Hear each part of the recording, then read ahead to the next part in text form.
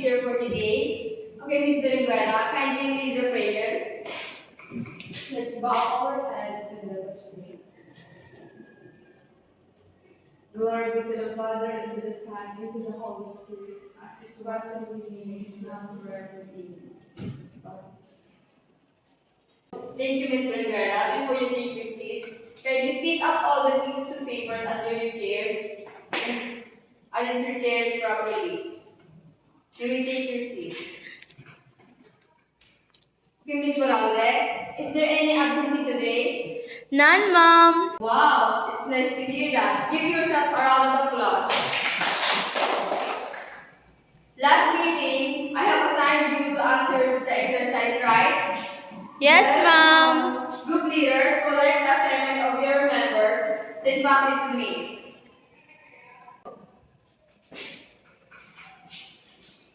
Thank you. Yesterday, we discussed about nouns, right? Yes, Mom. Again, what is noun? Miss Berenguela? Word that names place, quality, and idea. Exactly. Nouns are words that name a place, things, or idea. And we have two kinds of nouns, right? Miss Corale, what is it? Proper nouns and common nouns. Very good. Any question about noun? None, Mom. Before we start, let's have an activity first. This activity is called Fix Me, I'm Shattered. I have two envelopes here with strips of paper inside. All you have to do is to arrange the jumbled words to form a sentence. Are we clear?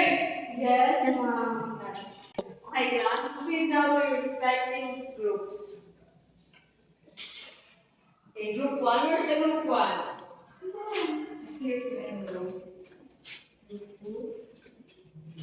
Again, all you have to do is arrange jumbled words. Cut.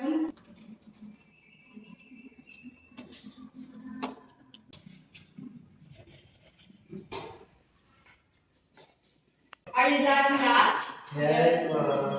Okay. Let us now check if you have arranged the words properly. Group 1, please read the output. They wash the car. Very good. How about group 2? So for our group po, we arrange the scattered words and we found out that it is the car is washed every day by a young woman. Okay, very good. Give yourself a round of applause, class. What did you notice, class, about our activities? Mr. Dominguez? From what we have observed po, our activity is all about passive and active voice. Okay, thank you. That's what we are going to discuss today. Okay, for our learning objectives, at the end of this lesson, you should be able to, number 1, differentiate active and passive voice. Number 2, identify the voice of the verb in each sentence. Number 3, rewrite the sentence, changing the voice from the active and passive voice. And number 4, show appreciation toward the lesson through active participation of the students. Okay. Voice. It is the quality of verb that shows whether the subject is the doer or receiver of the action. So, in voice, the verb shows whether the subject is the doer or receiver of the action. What is active voice? Ms. Berenguela, please read. The active voice is used to indicate that the subject of the sentence is the doer of the action. Example, the boy kicked the ball. A student brought the winning. In active voice, the subject is the doer of the action. For example, the boy kicked the ball. So the boy is our subject, and kick is our verb, and the ball is our direct object. Okay, active voice, Mr. Dominguez, please read. So active voice, passive voice rather. In the passive voice, the subject receives the action expressed in the verb. The object of the active sentence becomes the subject of the passive voice. You can recognize passive voice expressions because the verb phrase will always include a form of the or the, such as am, is, was, were, are, or been. The presence of a be verb, however, does not necessarily mean that the sentence is a passive voice.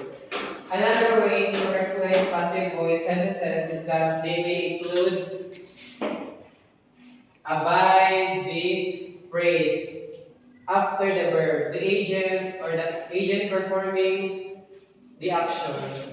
If names is the object of the preposition in the phrase or in the phrase, for example, the ball was kicked by the boy. The winning essay was written by a student. The telephone was invented by Alexander Graham Bell. And the last is, a delicious meal was prepared by the chef. Thank you for doing that. Examples of active and passive voice in different tenses. Okay, Miss Birinya, please read. Present tense. Active. Base form or S or ES form. Example. The article discusses the effects of unemployment. Passive. Or is or are past participle. Example. The effects of unemployment are discussed in the article. Okay, thank you. For present perfect, for active, S has, have, ed or en. For example, he has completed the work. For passive voice, the work has been completed by him. For past tense, active voice, she decorated the walls. For passive, the walls were decorated by her. Past perfect, active voice, they had won the game. For passive voice, the game had won by them. Future tense, for active voice, she will write a poem. For passive, a poem will be written by her. Let's have an activity again. This activity is called passing the box. Inspired by the game, passing the play, the students will pass the box with active and passive voice sentences inside while the music is playing. Once the music stops, whoever holds the box will be the one to pick one sentence inside the box. And the students will identify what voice of the verb is the students will identify what voice of the verb is the sentence, and he or she will change the sentence into active or passive voice depending on the sentences that he or she will pick. Are we clear, class? Yes, ma'am. Look at me, ma'am.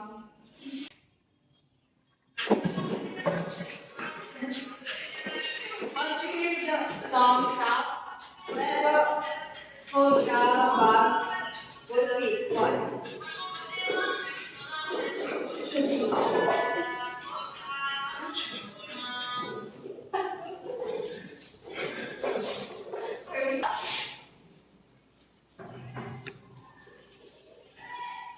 So now,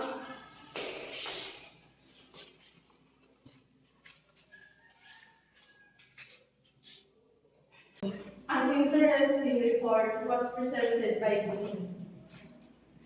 Passive. Jean presented an interesting report. okay, very good. Let's proceed.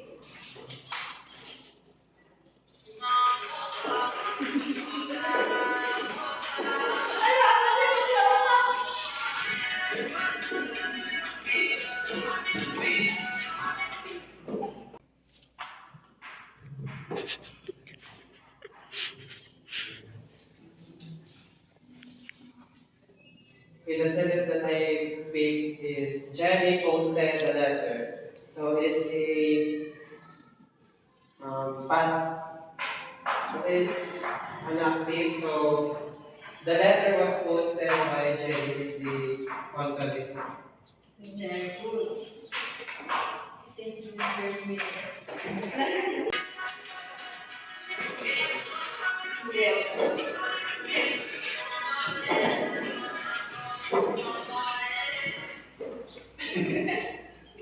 Okay, wait na rin niya.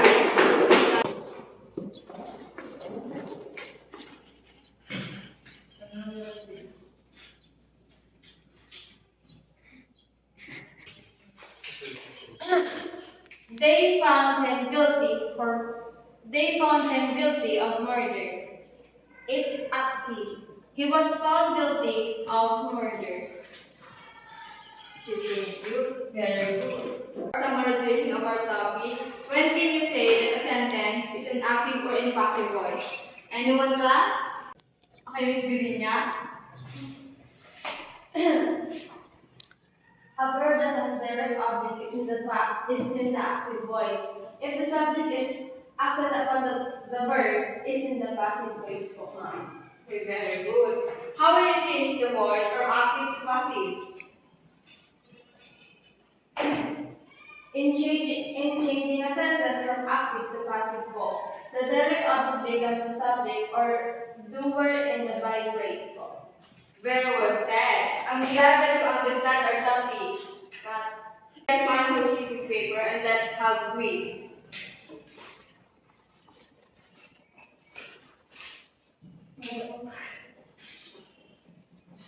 Answer this.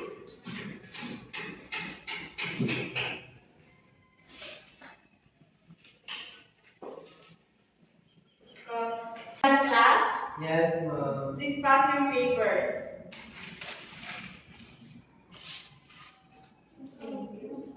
I'll take this tomorrow. Copy your assignments.